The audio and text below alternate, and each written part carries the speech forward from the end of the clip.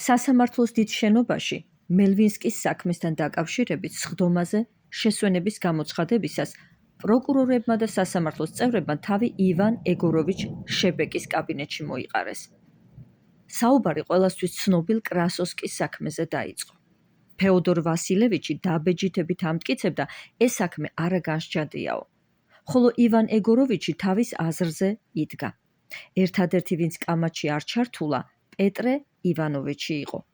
იჯდა და ახლახან შემოტანილ ვედომოსს ათვალიერებდა. ბატონებო, ივან ილიჩი გარდაიცვალა. გარდაიცვალა? აი წაიკითხეთ. უთხრა პეტრე ივანოვიჩმა ფეოდორ ვასილევიჩს და ჯერ ისევ სტამბის სუნით გაჟღენთილი გაზეთი გაუწევდა. შავ არშიაში ასეთი განცხადება ეწერა.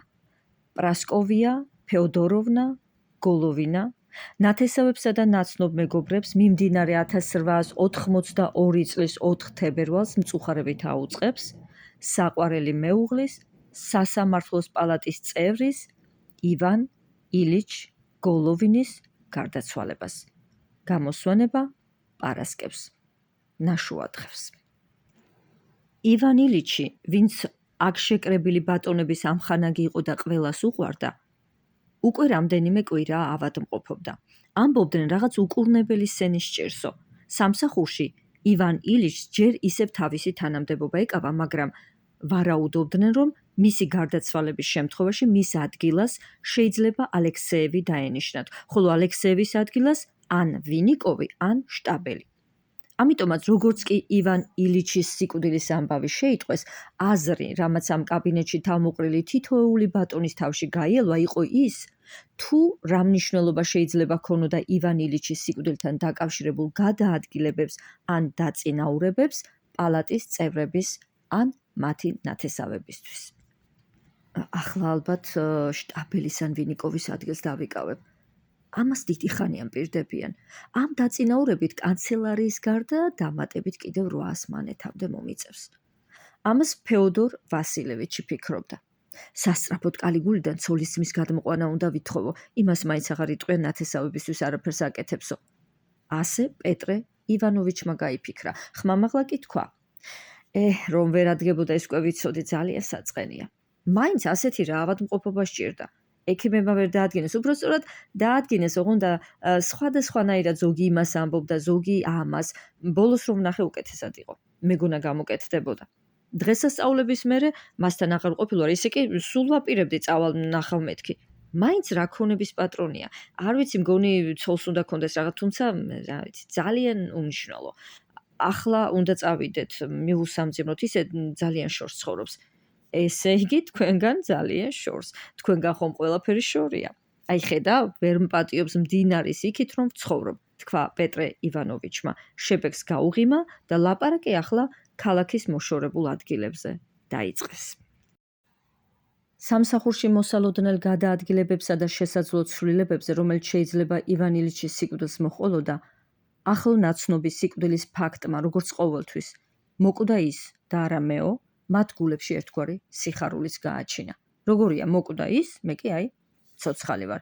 იგრძნო ან გაიფიქრა თითოეულმა, თუმცა მიუხედავად ამისა, ივან ილიჩის ახლო ნაცნობებმა, ანუ ეგრეთ წოდებულმა მეგობრებმა, უნდოდათ თუ არა, იმაზეც იფიქრეს, რომ ახლა საჭირო იყო წასულიყვნენ პანაშვიდზე, მიესამძიმრებინათ ქვრივისთვის და ზრდილობის ეს მოსაწყენი წესი შეესრულებინათ. ყველაზე ახლო ერთმანეთთან ფეოდორ ვასილევიჩი და პეტრე ივანოვიჩი იყვნენ. პეტრე ივანოვიჩი ივან ილიჩთან სამართალმცოდნეობის სასწავლებლიდან მეგობრობდა და მის წინაშე თავს ვალდებულად თვლიდა. სადილობისას პეტრე ივანოვიჩმა ცოლს ივან ილიჩის გარდაცვალების ამბავი შეატყობინა. ოლქში ცოლისძმის გადმოყვანის თაობაზე თავისი მოსაზრება გაუზიარა და ისე რომ არც კი დაუსვენი არ წამოწოვლილა, ფრაკი ჩაიცვა და მაშინვე ივან ილიჩის სახლისკენ გასწია. ივან ილიჩის სახლის სადარბაზოსთან კარეტა და 2 მეეტლე იდგა. წინკარში საკიდართან კედელზე კუბოს ფარჩა გადაკრული, ფუნჯებითა და სირმებით გაწყობილი სახურავი იყო მიყუდებული. იქვე შავ ქურთუკებში ჩაცმული 2 მანდილოსანი იდგა და ქურქებს იხდიდა. ამ ორიდან ერთი პეტრე ივანოვიჩისთვის კარგად ნაცნობი ქალბატონი ივან ილიჩის და იყო, ხოლო მეორე მისთვის სრულიად უცნობი გახლდათ.